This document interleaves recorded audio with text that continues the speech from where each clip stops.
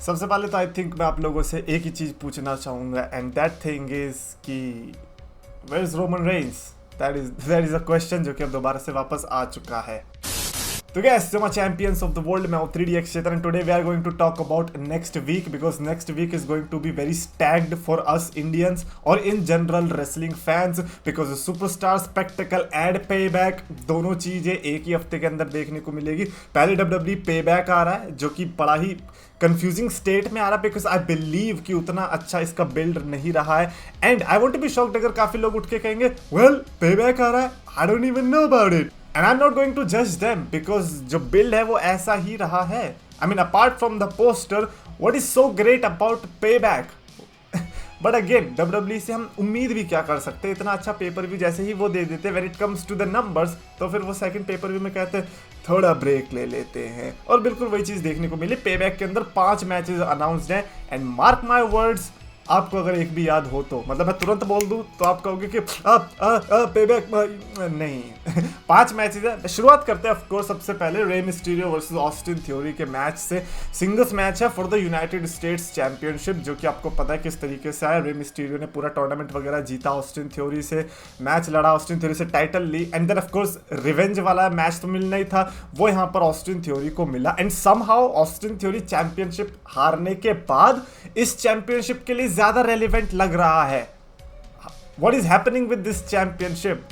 और मुझे लगता है I think United states championship को थोड़े दिन के लिए गुंतर के घर पे रहना चाहिए और देखना चाहिए कि हम किस तरीके से अपनी रेलेवेंसी बढ़ा सकते हैं। Austin Theory versus Rey Mysterio, I understand is going to be a good match, but good match से पहले हमें चाहिए कि यार ये यूनाइटेड स्टेट्स टाइटल की क्रेडिबिलिटी कब इंटरकॉन्टिनेंटल टाइटल जैसी होने वाली है। Again I am not going to rant about the United States title scene, all I am saying कि रे मिस्टीरियो वर्सेस थ्योरी बड़ा ही मेरे को शॉक्ड डिसीजन लगा था कंसीडरिंग कि किस तरीके से ये लोग सैंतोस एस्कोबार कर रहे थे, but here is my gut जो कि कुछ अलग ही बिहेव कर रहा है और वो कह रहा है कि नहीं भाई रे मिस्टीरियो को धोखा देगा संतोष एस्कोबार, ला फेमिलिया में जो रिस्पेक्टो है ना वो ब्रेको हो जाएगी, टूट जाएगी और हमें रे मिस्टीरियो वर्सेस संतोष एस्कोबार देखने को मिलेगा। थ्योरी दोबारा से चैंपियन बनते दिखाई देंगे। That is my theory for Austin theory. तो ये वाला मैच इसलिए ही इंटरेस्टिंग है just because I think La Familia is going to break. Anyways अगला मैच है Rhea Ripley versus Raquel Rodriguez. Rhea Ripley अपनी वुमेन्स वर्ल्ड चैंपियनशिप डिफेंड करने वाली है अगेंस्ट उनकी फॉर्मर राइवल एनएक्सटी के अंदर जो उनका लास्ट वुमेन स्टैंडिंग मैच था। दैट वाज डेफिनेटली इनक्रेडिबल और मैं इसीलिए एक्साइटेड भी था इन दोनों के मैच के लिए अभी, बट मेरे को लगता है कि रकेल इस पोजीशन पर है that I don't think so she is going to do जो कि हम एक्सपेक्ट कर रहे हैं इन दोनों सुपरस्टार से, but if they somehow be able to do जो कि उन्होंने पहले किया था that it would be amazing. But Liv Morgan के साथ रहते रहते रकेल रॉड्रिगेज बिगड़ चुकी है तो ऐसे में I am not going to expect anything big from Rhea Ripley के मैचेस, क्योंकि रेसलमेनिया के बाद से जो कि शार्लेट वर्सेस रिया रिप्ली था रेसलमेनिया 39, उसके बाद से रिया रिप्ली ने इस टाइटल रेन के अंदर when it comes to the matches as such कुछ नहीं दिया है। अगर बात आती है लॉन्डे लपाटो को मारने की, चाहे जो क्या बोलते हैं मेंस के मैचेस में आके ऐसे एक्स वाला साइन करने की, सब करने की, Rhea Ripley is so great in that, excellent I would say, but when it comes to her matches नहीं, हमें बस 1 मिनट के अंदर खत्म करके निकल लेना है। अगर लंबा भी चल रहा है तो उतना इंटरेस्टिंग भी नहीं देना है।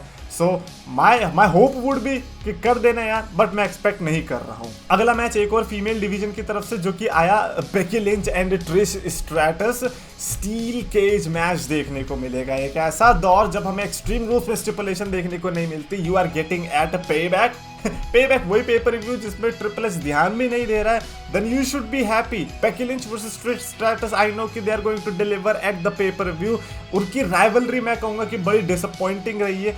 अब आप अगर प्रोमोस को एक साथ कंबाइन करके लोगों को दिखा दोगे दे वुड से कि that is making sense, but जरूरी नहीं है कि हर चीज अगर सेंस बना रही है is going to be interesting at some point. Right now Becky Lynch versus Trish Stratus में आई डोंट थिंक सो कि as such people are interested. अगर आप बेकी और ट्रिश के पर्टिकुलरली फैन हो देन हो सकता है, but apart from that there is no outside fan interference कि हाँ भैया हमें इस मैच में क्यों इंटरेस्ट लेना चाहिए। अपार्ट फ्रॉम दैट क्योंकि ये स्टील केज मैच है तो एक्सपेक्ट करो जोई स्टार्क ऊपर से कूद के आ जाएगी इस मैच के अंदर, और क्या करेंगे। उसके अलावा एक और मैच है and that is LA night versus the Miz. The Miz को केले की तरह छीला LA नाइट ने इस स्मैकडाउन के अंदर एंड नॉट जस्ट स्मैकडाउन। जो उसके पहले उनका वॉर देखने को मिला था, मैं उसको भी वॉर नहीं कहना चाहूंगा, उसको मैं कहना चाहूंगा वन साइडेड डिफीट, जो कि एले नाइट ने द मिज के मुंह पे रहपटा मार के किया था। Yes, without hitting. और जो एले नाइट ने हरकतें करी है माइक के अंदर ही, मैं अभी तो सिर्फ माइक पे ही बात हो रही है, क्योंकि द मिज और एले नाइट का अगर हम कंपटीशन करेंगे तो सबसे पहले माइक ही उनका वो क्राइटेरिया आने वाला है। और अगर माइक पर ही द मिज को छील दिया जा रहा है तो इन रिंग तो भूल ही जाओ द मिज। ये तो बहुत ही ज्यादा इजीली आप हार चुके हो कंपटीशन। एले नाइट इस समय किसी की भी बस की नहीं है कंट्रोल होना। तो ये वाली फ्यूड भले ही वन साइडेड हो, बट एटलीस्ट इंटरेस्टिंग है। आई वुड से इसके जो प्रोमोज रहे हैं, इसकी जो स्टोरी लाइन का बिल्डअप रहा है, और स्पेशली द मिज ने एक ऐसी स्टोरी लाइन बता दो जो कि आपको बोर कर देती होगी। अगर वो किसी भी मिड या उससे ऊपर वाले सुपरस्टार के साथ लड़ रहा है ना, तो वो इंटरेस्टिंग ही है। भाई द मिज वो बंदा है जिसने 2010-11 के आसपास जॉन सीना के साथ मैचेस देकर इंटरेस्टिंग राइवलरीज क्रिएट करी थी। 2010-11 समझ रहे हो, वो टाइम था जब वो बंदा स्पाइक्स लेके 3/4 पहन के आता था। तब अगर उसको भाव मिल रहा था, देन इमेजिन कि द मिज कितना अच्छा सुपरस्टार होगा। और अगर द मिज को कोई छेड़ रहा है, एले नाइट जैसा बंदा उधेड़ रहा है, then LA Knight is superb, man. He's superb.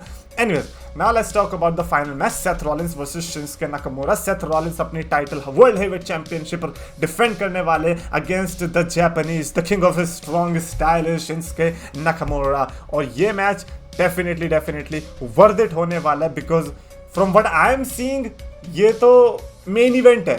क्योंकि इसके अलावा आप क्या एक्सपेक्ट करोगे कि कौन सा मेन इवेंट होगा? रोमन रेंस का। Where is Roman Reigns? Where is Jimmy Uso? Where is Jey Uso?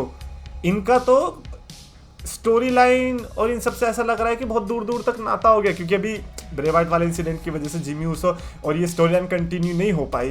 तो अब ऐसे में बहुत बड़ा ब्रेक दिख रहा है, और ब्रेक तो छोड़ो, रोमन रेंस का मैच ही नहीं है। तो ऐसे में मेन इवेंट तो फिर सेथ रॉलिंस वर्सेस नाकामुरा रहा, और कोडी रोड्स हमें ग्रेजन वॉलर इफेक्ट में देखने को मिलेगा। तो ओवरऑल ये पेपर व्यू WWE ने अगर सोल्ड आउट कर दिया तो बहुत बड़ी बात होगी, और अगर WWE ने सोल्ड आउट नहीं किया और डिलीवर कर दिया, मैं मान जाऊंगा फिर WWE को। क्योंकि यहाँ से डिलीवर करना मतलब रॉलिंस और नाकामुरा, एले नाइट और मिज तो ठीक है, उसके अलावा जो मैचेस हैं, लेट्स से कि अगर 2 मैचेस और भी अनाउंस हो जाते हैं, आप क्या मैच अनाउंस कर लोगे? क्योंकि जो हो सकता था वो हो गया। ब्रॉक लेसनर आ नहीं रहा, रोमन रेंस नहीं आ रहा, देन व्हाट इज लेफ्ट? तो ऐसे में जो हमारी मेन उम्मीद यहाँ से निकल कर आती है वो पे बैक से नहीं, फिर वो हमें अपने फ्राइडे और सैटरडे से आती है, जो कि superstar spectacle from the Gachibowli stadium Hyderabad. यहाँ पर सुपरस्टार स्पेक्टेकल के अंदर ऑलरेडी एक मैच अनाउंस हो चुका है, एक नहीं, let's say 2, because John Cena का भी है, बट जॉन सीना का ओपोनेंट कंफर्म नहीं है। अब लोग कह रहे हैं कि जॉन सीना का ओपोनेंट कंफर्म क्यों नहीं है, पता क्यों नहीं चल रहा? तो जॉन सीना भी कौन सा दिख रहा है यार? आई नो कि हमें भी 6-7 साल हो चुके हैं वीडियो बनाते बनाते, हमें नहीं मारना चाहिए ये जोक, बट हर ऑडियंस थोड़ी ना है, कोई ऑडियंस तो ऐसा भी है कि अब आई है, उनके लिए तो चलता है ये वाला जोक, चलेगा। You can't see me joke never dies.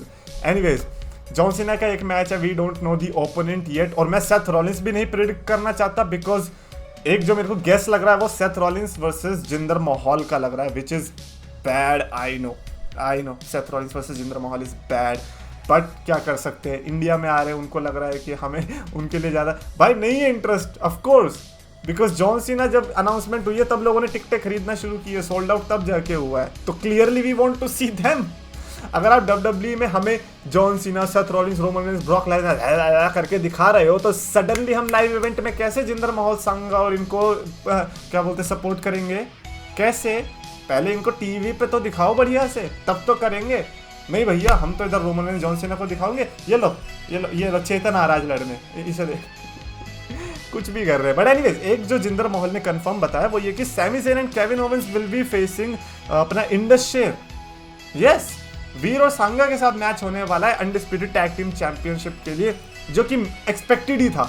और पहली बात तो मैं ये सोच रहा था कि मे बी सेथ रॉलिंस और Cody Rhodes with Sami Zayn and Kevin Owens versus पूरी इंडस शेयर अलोंगसाइड जिंदर महल, ये 6 मैन टैग होगा, बट 6 मैन टैग नहीं हुआ है थैंकफुली, विच मीन्स कि जॉन सीना भी 6 मैन टैग में नहीं है, विच मीन्स कि जॉन सीना का मोस्ट प्रोबेबली सिंगल्स मैच होगा। So overall I think payback से ज्यादा बढ़िया सुपरस्टार स्पेक्टेकल हो सकता है, और let's just say according to me होगा अगर इन्होंने एले नाइट भी डाल दिया, because I don't think so कि they can afford Cody Rhodes now, but if they can afford LA Knight, ये तो फिर सुपरस्टार स्पेक्टिकल बीट कर देगा, बिकॉज जैसे ही आप LA Knight का फैक्टर ऐड करते हो, you are adding that hardcore audience, the American nerd वाली ऑडियंस फ्रॉम द इंटरनेट, जो कि फिर इस इवेंट के बारे में बात करेगा। See that's what WWE is doing wrong. They are not adding superstars जिसकी जरूरत है।